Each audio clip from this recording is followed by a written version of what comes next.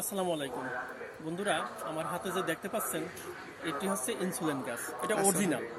আমরা সবাই চিনি যে ডায়াবেটিস গাছ, ডায়াবেটিস পাতা, এবং কি আমি নিজেও লাগিয়েছিলাম। তো এটা অনেক ডিফারেন্স। আমি এই নার্সারিতে না আসলে এটা বুঝতাম না যে আসলে ইনসুলিন গাছ এরকম। এটা হচ্ছে বৃক্ষমেলা নার্সারি, শরীয়তপুর, সুবাহানবাগ, স্বর্ণগর। যদি ভাই কেউ কিনতে চান এখানে আসবেন। তো ভাইয়ের কাছে জিজ্ঞাসা করলাম এটা কত দাম, বললো এটা আমি বেচবো না, এটা আমি বীজ করবো। এখান থেকে ড্যাম বাড়িতেছে, গাছের আরো গাছ হবে। তো একটা পাতা আমাকে টেস্ট করার জন্য দিছে। বিসমিল্লাহির রহমানির রহিম। হ্যাঁ, পাতাটা টক টক, খেতে স্বাদ হলো টক। তো আপনারা যারাই কিনেন প্রতারিত হবেন না। তো এরকম যদি কেউ কিনতে চান তাহলে পাতা টেস্ট করে নেবেন। পাতাটা দেখেন, এই যে এরকম পাতার সাইজটা এরকম, এই দেখুন ভালোভাবে। আর আমরা যারা ঢাকাতে অনেকে ডায়াবেটিস গাছ বলে যেটা চিনি, সেই পাতাটা ডিজাইনটা কিন্তু এরকম না।